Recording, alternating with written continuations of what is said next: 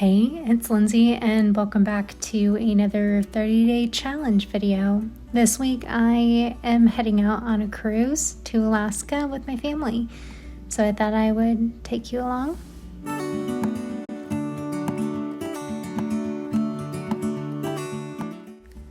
Our first official day was at sea, so I got to do my morning planning routine with a beautiful view from our room.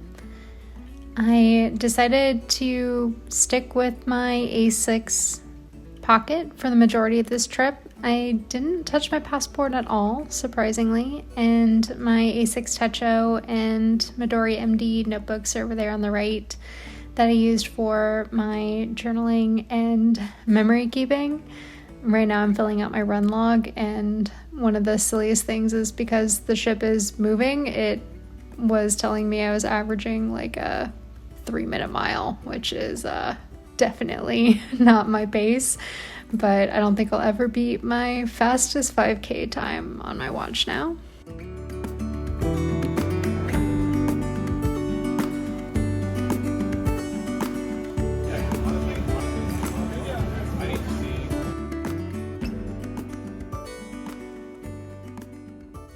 This week I really fell in love with the paper in the Pocket Leuchtturm 1917. It's an 80 GSM 5mm grid cream paper, but it held up to watercoloring really well. I brought my Traveler's Company water palette that I got recently, and I'm using a water brush from Pentel, and it took me a little bit to get a hang of using this brush, but I can't imagine traveling with a different watercolor brush anymore. This was really easy to use, and in fact I would pop both my palette and the water brush in my belt bag, and I did a lot of real-time painting and sketching throughout this trip, and I really love how it came out.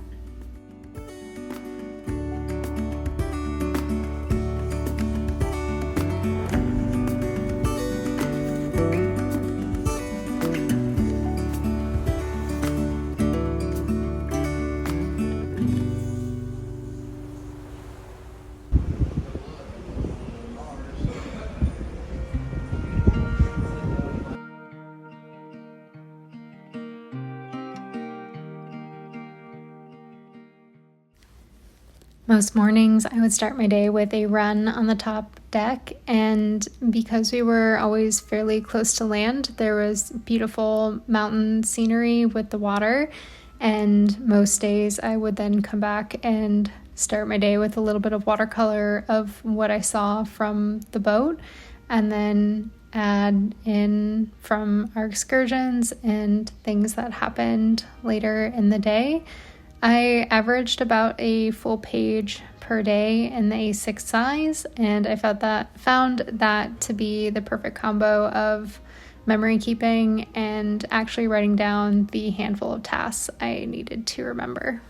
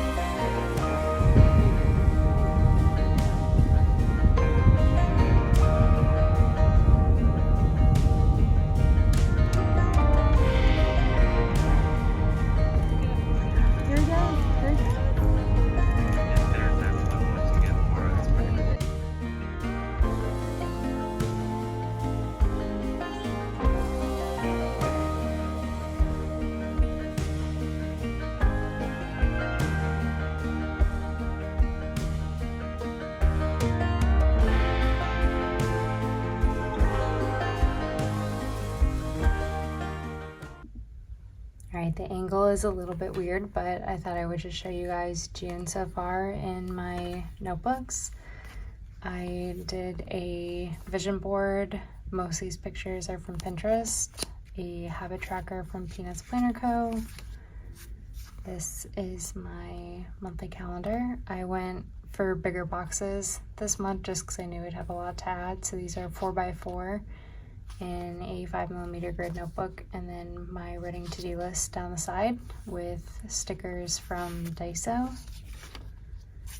This is my mood log for the month. These stickers are by Midori, and it's just sort of like a super sad to super happy rating. And then I write down like one thing that made life good that day. So it's sort of like a gratitude log. I have my weekly spreads, and these I use as a habit tracker at the top and then pre-planning down below. This is my current week. I had a prep list for my trip to Alaska that I'm on. And then we start entering my daily logs. I usually do my writing to-do list down the side, and then all day events typically are in bold at the top, and then little notes and highlights from throughout the day. Printed out some pictures. Finished Kingdom of the Wicked. I have finished the second one too. I just haven't done a little review on it yet. Oh, skipped a page. Notes for meetings kind of just interspersed, and I'll index those if I need them again. We went and hiked a bamboo forest in our local area. I got into an argument with my printer. I use the little dot stickers as sort of tabs, so throughout you can see there's like black indicates it's a new month, blue indicates that I've printed a picture, and then I recently started yellow to indicate when I'm traveling. This is where my trip to Seattle starts. We had a cruise itinerary, and this is where I've been tracking what I'm wearing, mostly because I always feel like I overpack, and I'm curious if I'll wear everything that I did pack. This was our first full day in the Pacific Northwest, and they had a stamp at the National Park Center, and I was way more excited about that than most of the hike, and I just tried to kind of doodle some things throughout. This day we visited Pike's Place, and then I got a little stationery haul. Here is where the cruise actually started. This is the view from a coffee shop that we had in the morning, and then once we got on the boat you could see the Seattle skyline, so that's what that is. First day at sea, just trying to kind of emulate the water, and then below this I have a pina colada, but I didn't like how it turned out, so I just left a sticky note over it. Wednesday we were in Sitka, and just like beautiful views in the morning, and I sat out and had my coffee and just did a quick watercoloring. One thing about the Travelers Company little tiny pocket palette that I've been using is it fits in my belt bag, and that and a water brush has just been like my go-to combo because I can actually just like watercolor real time. We saw our first whale that day, and we did like this excursion on another boat, and we saw a volcano and a glacial erratic, and this happened to be the summer solstice. The next day we were in Icy Strait Point in Juneau, I think that's how you pronounce it, and just spent the day on the town. I did all this in the evening. We stopped at this food truck and they had stickers, so I got really excited. about that, and then we took this really cool gondola ride and just tried to kind of recreate some of that. I don't know if I succeeded, but it does look cool. And then here's today.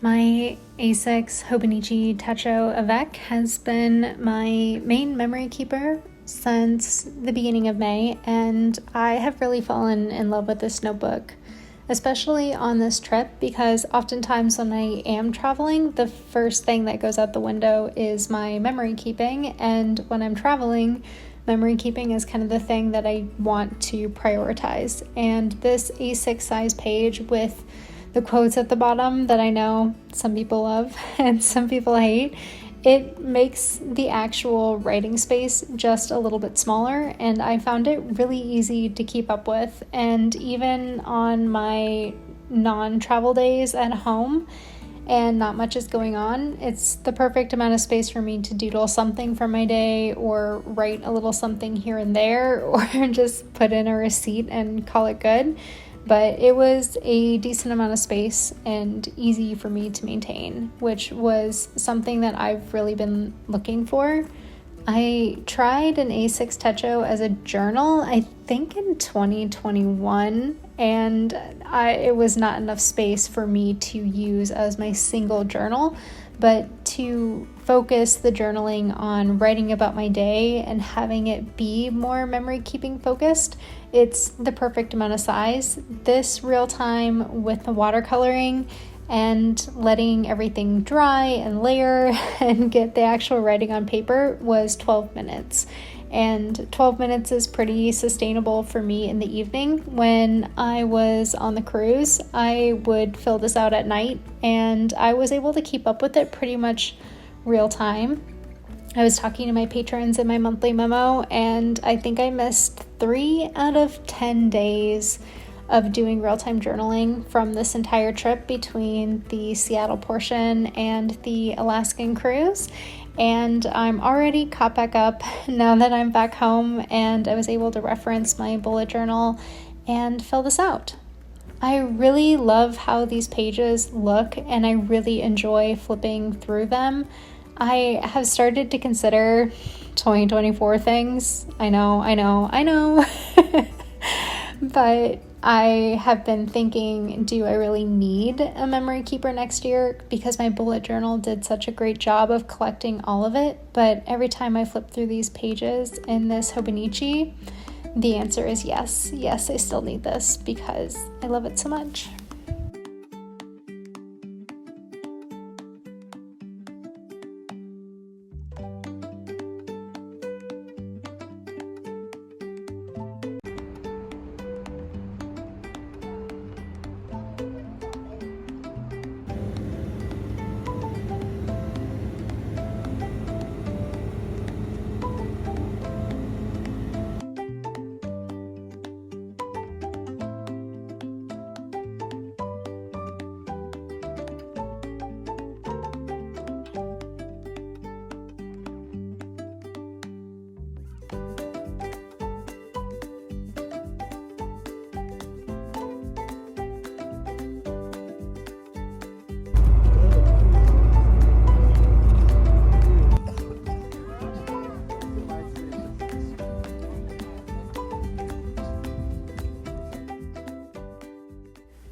I got much lazier about filming planner things towards the end of the trip, but I hope you enjoyed seeing some of Alaska with me, and I will see you soon.